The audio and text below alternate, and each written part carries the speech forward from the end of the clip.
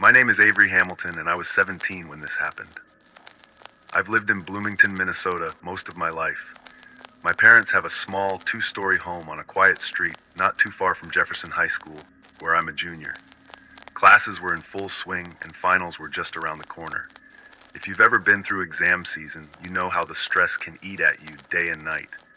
At least, that's how it felt for me. It all started on a Thursday afternoon.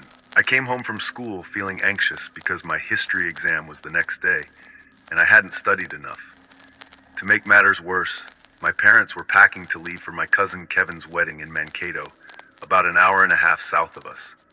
They'd be gone until Monday, which meant I'd be on my own for the first time. I helped my mom load suitcases into the trunk of our SUV, then double-checked that she hadn't forgotten anything. She could tell I was uneasy.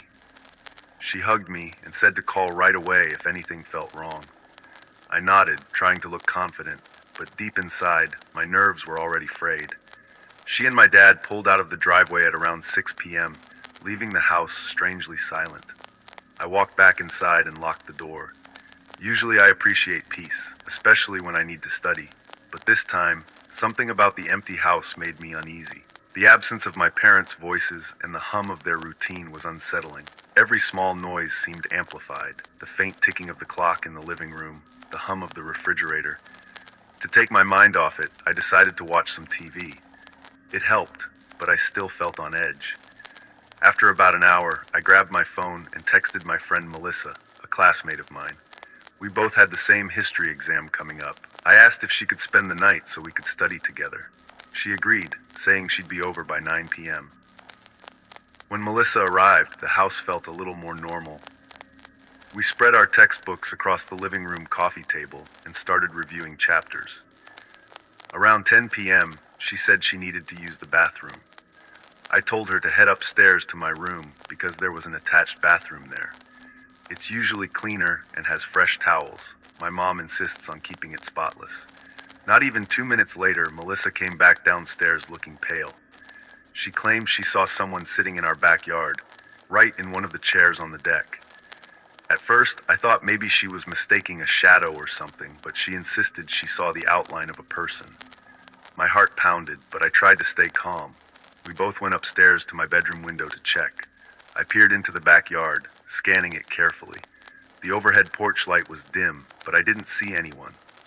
The chair was empty, and everything was still. I suggested maybe her eyes were playing tricks on her.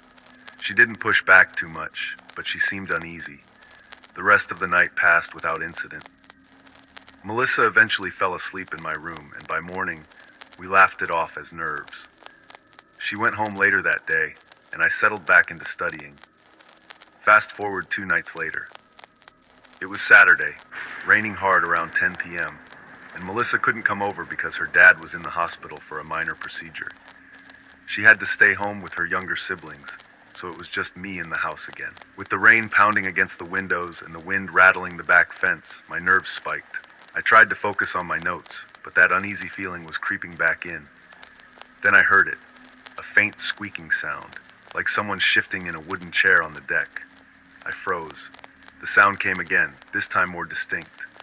Slowly, I crept upstairs, flicking off lights so I wouldn't be seen from outside. At my bedroom window, I gently parted the curtains. The porch light cast a dull glow over the backyard, illuminating just enough to see the silhouette of a man sitting in the same deck chair Melissa had mentioned. My heart was pounding so hard, I was afraid he might hear it. At one point, he turned his head toward my window. I couldn't make out his face, but the idea that he might be looking directly at me was terrifying. I fumbled for my phone, ready to call someone, my parents, the police, anyone, when I heard a sudden loud knock at the front door. My stomach dropped. Part of me thought it might be him, trying to lure me out by pretending to be someone else. Then I heard a muffled voice announcing, "Police." Another voice followed. This time, I recognized it as my neighbor, Mrs. Carlson. She's lived next door for years, and my mom had asked her to keep an eye on me while they were gone. I cautiously went downstairs. Through the peephole, I saw Mrs. Carlson and an officer standing on my porch. I let them in, practically shaking. Mrs. Carlson explained that she'd been tidying up in her attic, which has a small window that overlooks my backyard, and she noticed a man sitting on my deck. She said she immediately called the police, but by the time the patrol car arrived, he was gone. They searched around the property and found no sign of him. The officer was polite but told me to stay somewhere else for the night if I could.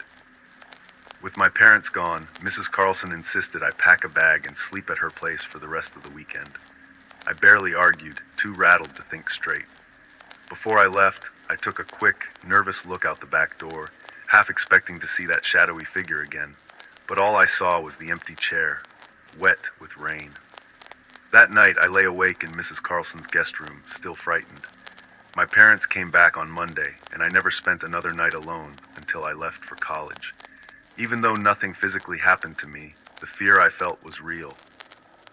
Before we dive into the next story, if you're visiting our channel for the first time, don't forget to hit the subscribe button and turn on the bell icon to stay updated with our upcoming scary stories.